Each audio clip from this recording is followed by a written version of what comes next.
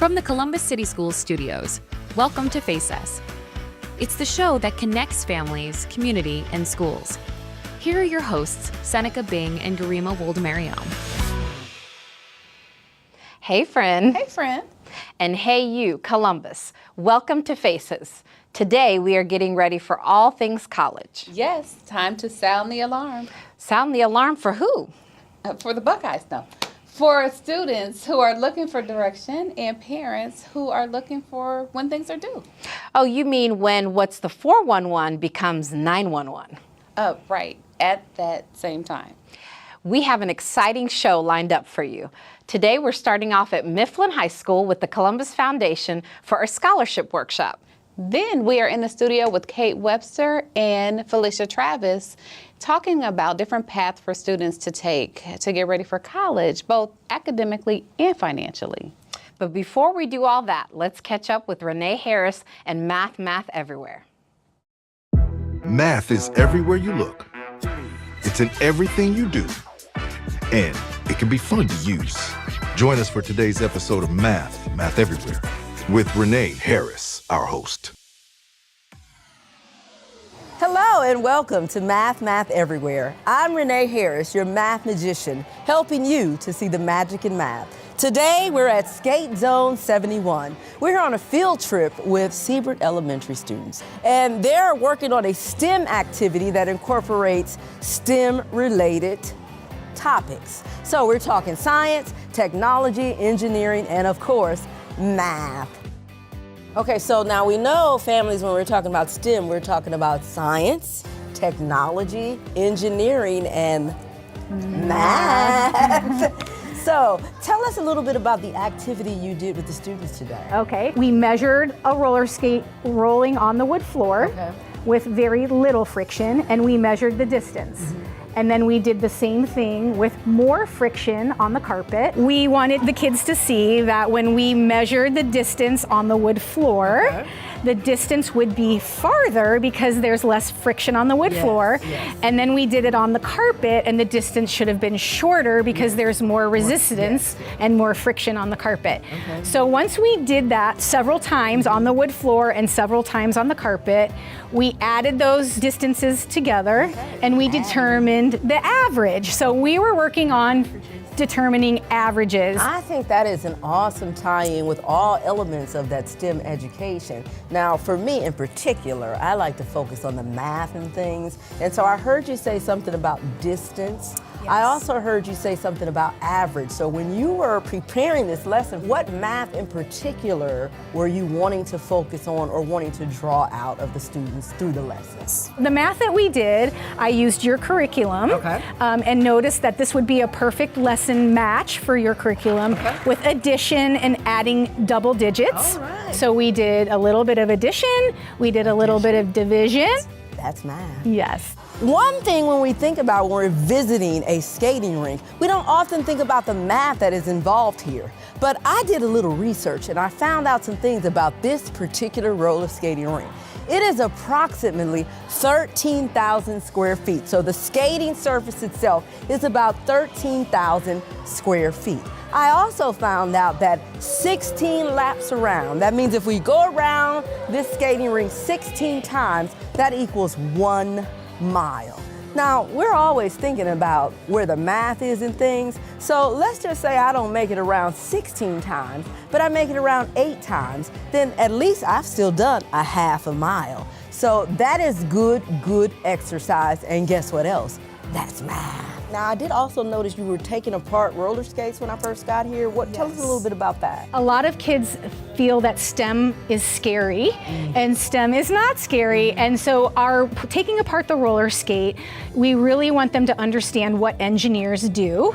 So we really focus on the engineering piece of taking apart a roller skate, reverse engineering a roller skate, and then putting it back together. And the kids tend to be fascinated by how well they actually do. They were very engaged with that activity. It seemed very, very fun. Well, thank you so much. So We're thinking about the roller skating rink families, and when we come out to the roller skating rink, of course, I love to always point out the math and things, but Carrie has done a fine job with helping us to point out all the STEM elements that the roller skating rink has to offer. Thank you so much, Carrie. We appreciate it. Thank you so much for coming. Yeah, We really absolutely. enjoyed And your we'll time. be back. Great, thank you. Yes. Remember, there's math everywhere. And here at Skate Zone 71, we talked about speed, we talked about distance. So remember, if you plan to visit Skate Zone 71 soon, the distance of this roller skating rink is 13,000 square feet. And 16 times around is 1 mile. You know what? I'm gonna go ahead and get my 16 laps in now. See you next time.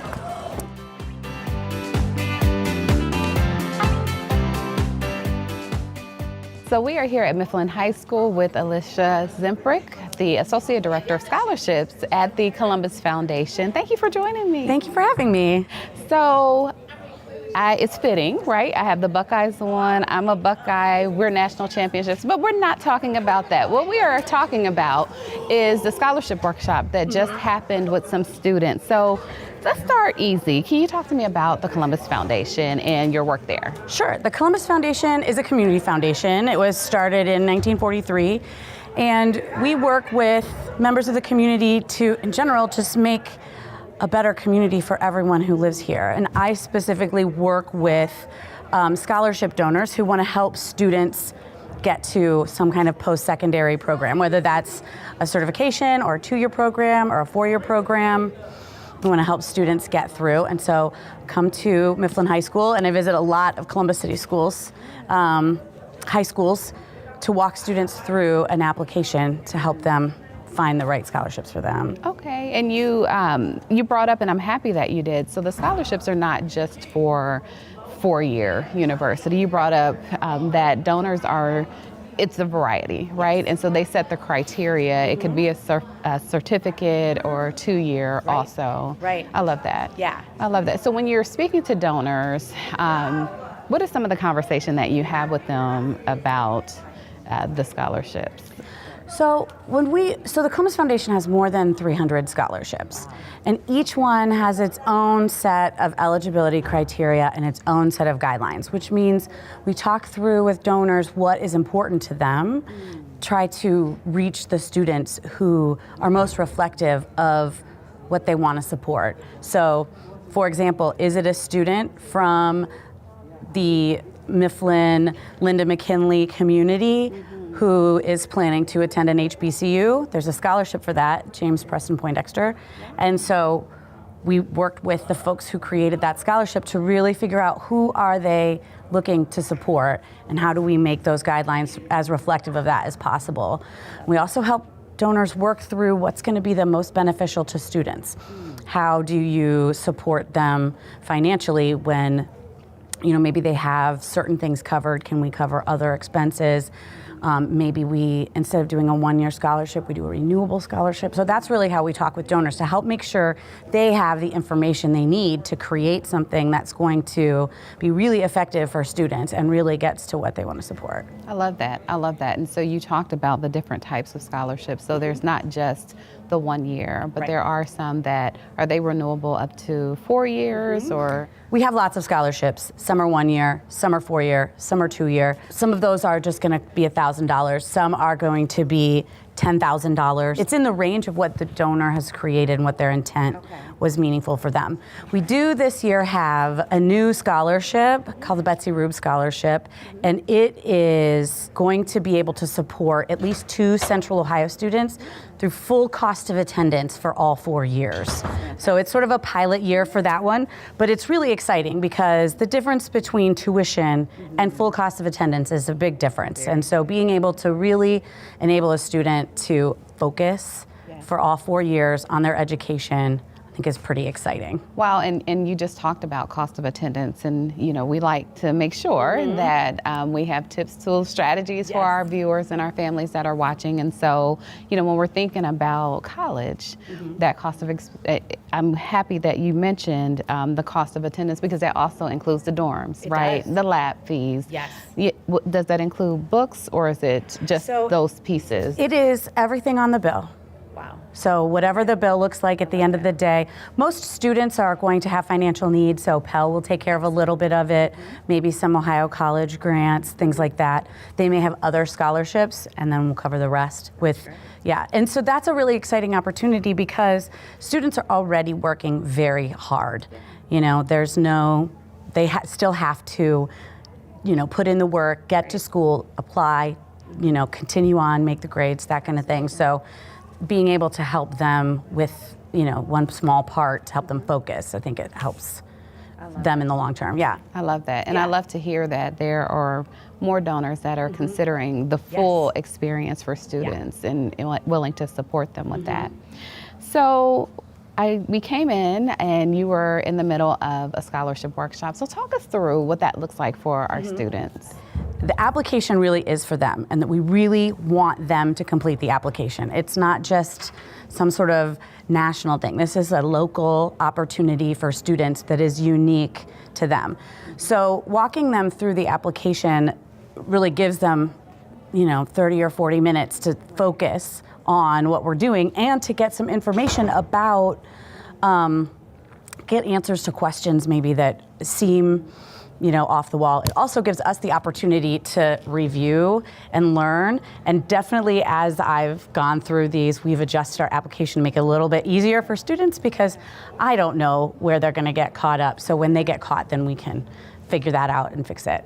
But I love that because you are working through the process as you're going, and you have the end users right in front of you, right? Right. So you can talk to them about what's working for them or how to support them more. Yes. So that's awesome. That's awesome. What has been some of the most rewarding parts of doing this work? The combination, though, really, of the donor being able to see their philanthropy at work in an individual who is being able to, empowered to really move forward in their education, whatever that means. Like the coming together of those two things is really rewarding. I mean, people are, you know, giving their hard-earned money to a student who is working hard to also, you know, be in a position to then maybe someday support other students with their hard-earned money. I mean, this is a generous gift, and students really, I think, are grateful, and it's great to just to see them and to meet students and to see how, at the end of the day, what seemed like, you know, maybe $1,000, you know, in 5 or 7 years when students are still paying off their student loans, that's cutting off a couple of months for them.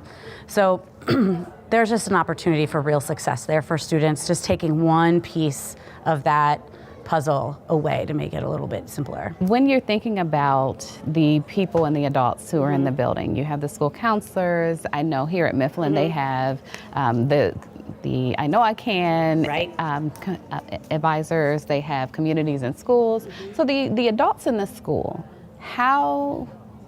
what advice would you give them, either with working with you or working with students? For working with me, I would say everybody's already killing it. We're doing great. Thank you for letting me come. Thank you for engaging. But like right now, you could look around the room and you can see, you know, Mrs. Rundio actually interacting with students. And I think that that's where the success is interacting with students, making sure they know that, you know, people see them as a real human being, engaging, interesting, and just working through all of those things. So the time and attention, I think, is the most beneficial thing that folks have been sharing with students. Awesome. Yeah. And so one last question, what advice would you give a parent, a family member, a community member who's watching and who wants to get involved? I would say if you have students in your life who are looking into some kind of post-secondary program, I would say tap into every resource. Talk to the school counselor, have the teacher help them with their essay and their resume, have someone from I Know I Can walk them through the FAFSA. All of these people really are, myself included, we want to help students. So I would say, you know, open the door and let people help you, and I know that I would be happy to help anyone out as they go through our application. And I mean, I observe people just really want to help, so that's what my advice would be. Absolutely. I love that. And this is a walk down memory lane. I was also happy that Ms. Rundell allowed me to, work with some of the students today. And, right outside the doors, they are doing report card conversations. So it really is a concerted effort to make sure that our students have the support that they need from caring adults. Yes. So awesome. Thank you so much for joining. Yes, thank you for having me. And for the work that you do. Oh, absolutely. Thank you. You're welcome.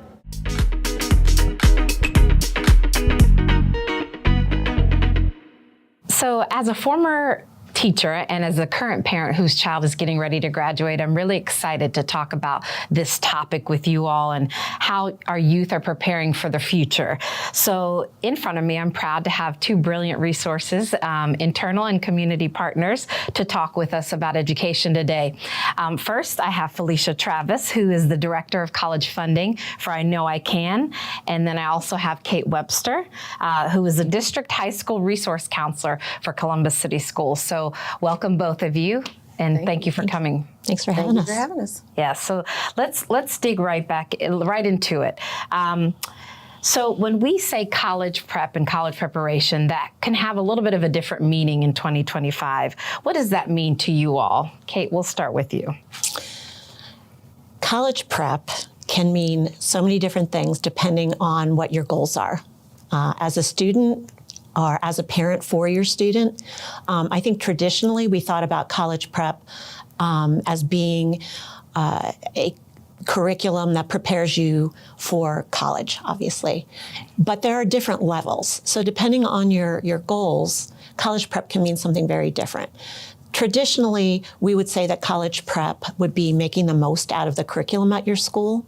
So to be really well qualified, especially if you are angling for a highly selective college or university, meaning a very competitive one to get into, you'd want to absolutely follow our Diploma of Distinction guidelines, which means not only 4 years of math and English, but also 4 years of science, 4 years of social studies, and at least 3 years of a foreign language. That's what those colleges are going to be looking for in terms of highly prepared. However, there are other goals that students have. So one of the things I think that people don't think about, our career centers are very college prep. So they prepare students for college. You may not, if you attend those places, maybe be able to fit in the whole Diploma of Distinction, but some students certainly can. But those are preparing them for other pathways, and they're preparing them very well. So depending on what that college prep means for you, it can either be at everything from a 4-year highly selective competitive college to perhaps getting credentials, going on and getting credentials at Columbus State. And I know Felicia's going to talk to us about Columbus Promise and those opportunities. So that's why it's so important to work with those college access people in the building, including your school counselors, so that you can really tailor your preparation for your post-secondary goals. Thank you, Kate. So Felicia, from the I Know I Can's perspective, what does that look like in terms of college prep? We're looking at now the student in life after high school. Emotional intelligence, life skills, like essential life skills, time management skills, like aside from the academics of it all, but who are you showing up on a college campus if that's your choice? Like, what are you bringing to that campus? What can you add to that campus? Like, what is your added value? Financial education and things like that. So whether you decide to go a traditional college approach or get a job or a credential program, do you know how to manage your money? So, we're talking about college, but before we get to college, we have to cross that threshold. We have to graduate. So, yes. Kate, talk to me a little bit about what are the current graduation requirements? I know that could be a whole segment. There are 3 buckets of requirements, I always say. Okay. In the first bucket, students need to earn 22 specific credits. In the second bucket is about competency. Competency is largely defined by testing. The first and foremost, the primary way that students can earn that section is to score at a competent level in both Algebra 1 and English 10. However, some students aren't the greatest at testing, right? So there are other options there. If the students have to sit for those tests at least twice, try at least twice, and then they can pursue an alternate, so to speak.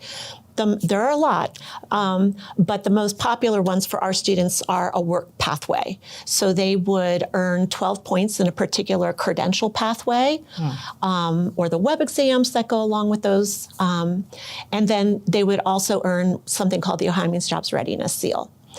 Which just mandates that students have a job or they work in the community, volunteer. So they have to have mentors from both the community and the school, usually, to sign off on 15 different professional skills. The third bucket, students have to show college and career readiness, and they do that by earning what we call SEALs. The good news is that if students earn that credential and that Ohio Means Jobs Readiness in the competency, guess what? They earn those 2 SEALs over in the SEALs area. So they're double dipping and they're done. They're good. If I'm a parent sitting at home and I'm wondering, I don't know where my child is, who do they reach out to? Who can they speak to at the schools? They should reach out to their school counselor. Tell me, what is I Know I Can, and how does it help to support students in Columbus City Schools? We're a nonprofit college access and now career-oriented organization. And we have advisors in every CCS high school, college advising managers, just to get the term correct. And they're called, to interrupt you, CAMs, right? They are called CAMs for short. Of acronyms. So, okay. Yes, CAMs for short, but they are in the high schools just to come alongside the school counselors and the building administrators to just aid as an assistant in the building to make sure that students know what their options are after high school. So we are there in the buildings every single day, making sure that students have enough support from CCS as well as us and other partners that may be in the buildings as well, just to navigate whatever the process be, whether it's a career trajectory, whether it's military that they're choosing after high school, whether it's college that they're choosing, that they know what their options are and they feel supported. Okay, and so you kind of went right into the next question that I was going to ask about the different pathways. And, traditionally, we really encourage students to go to college. So talk to me a little bit more about how you encourage students to really explore the different pathways. Yeah. And then also, if you don't mind, talking about the Columbus Promise as well. Sure. So that is yet another, but there's just so many now. It's so different than when even I was younger and in high school. It was like, are you going to go to college? And that was kind of it. That was the conversation. Are you going to get a job? Or are you going to go straight to college? And it was more of a 4-year conversation. Yes. And I'm not from Columbus, but just from Cleveland, like that was the conversation. But now there's just so many other ways to find success. And I think it's important for students to know that success can be defined on your own. It's not just one thing, and that we cultivate whatever that thing may be for the students. So we are working with students to help them explore their interests now. So even at a younger level, like what are you interested in? And then how can that turn into a career field for you? So that's kind of like where we're going with that. Columbus Promise is an amazing program. Students now can attend Columbus State Community College free tuition, which is... Let's reemphasize that. Yes. Say that again. Free tuition. Tuition free. Yes. So we're excited about that because some students may not have seen college as an opportunity for them. But now Columbus Promise makes that possible. So anyone, as far as like a 2025 graduating senior, can now go to, as long as, of course, they apply. This is all comes with the caveat of you got to do something to get something. So as long as you complete an application on time, turn in what you're supposed to turn in, and just kind of like go through that process, we're going to make sure that you feel supported. So they can go to Columbus State, enroll into classes up to 3 years. We're providing them, so Columbus State is providing them with wraparound support just to make sure that once you land on that campus, that there is a student in a seat and that they feel supported. So they're not just there and then don't know what to do. So we're making sure that they have some advising services, additional supports that may be on campus, career advising and things like that once they get there. College is very expensive. And so having that Columbus Promise, having that free option is great. But if that's not the best fit for a student, talk to me about the other scholarships. I Know I Can has a very notable scholarship called the I Know I Can Grant. It was formerly known as the Last Dollar Grant, but that was back when it was considered last dollar. But with the rising cost of college, that's not the last dollar anymore, and we do know that. So we have the I Know I Can grant, which again has been in existence since about 1988. I think we started that in around 1990 or so. That grant is $2,500. So we've recently increased that. It used to be $1,200 for many, many, many years, and we've just kind of doubled that here within the past year. So we're really excited about that, to be able to offer more dollars to students to go to college. That grant in particular, you just have to have a 2.25 cumulative GPA coming out of high school, and the student must be Pell eligible. And of course, we'll talk about the FAFSA here soon, I'm sure. Yes. But students must complete that free application for federal student aid, get those results back, turn that in order to qualify for those dollars. We also have a Founders Scholarship. Our Founders Scholarship is our most competitive. It's up to $40,000 or even full tuition, depending on the university that the student is planning to attend. So we're really excited about that scholarship, because that's the one that students, it's really moving the needle for a lot of our CCS grads. So we award anywhere between an average of about 20 to 25 of those every year. So we're really excited about that. Now that particular scholarship, a little bit more competitive, 3.0 cumulative GPA. Students must have attended CCS for continuous years. That one does require 2 letters of recommendation, 2 writing samples, and then it also involves an interview process. So we bring the students in, they meet our board members, we get a chance to meet them, talk to them, just find out a little bit more about their story, about their journey, and like what their plans are for college, and then they can earn those dollars. So Founder Scholarship, I Know I Can grant, a Columbus Promise. So Felicia, you talked a little bit about the scholarships, and again, I know these are date sensitive. Can you talk to me a little bit about what are those deadlines so that our students and families don't miss out on them? Sure. So the very first one coming up soon is February 28th. It's a Founder Scholarship. So we are encouraging students to start writing those essays. Start with the writing prompts. They're on our website. Make sure you're asking your teachers, your principals, your guidance counselors. If you're going to ask them for a recommendation letter, you want to start now. Don't wait until the last minute on February 27th to ask them for a letter for February 29th. Please and thank you. Yes. But start that process now. Those applications are due. Everything is due on February 28th. Our I Know I Can grant application is due by May 15th, as well as Columbus Promise. And then there's another deadline for Columbus Promise that's later on in the summer for our summer graduates. Okay.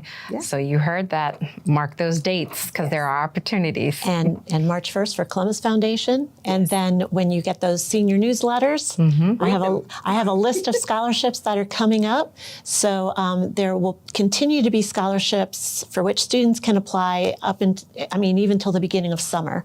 Most of them are right now, though. Okay. So really take a look at those. And there's a lot of colleges still with rolling deadlines.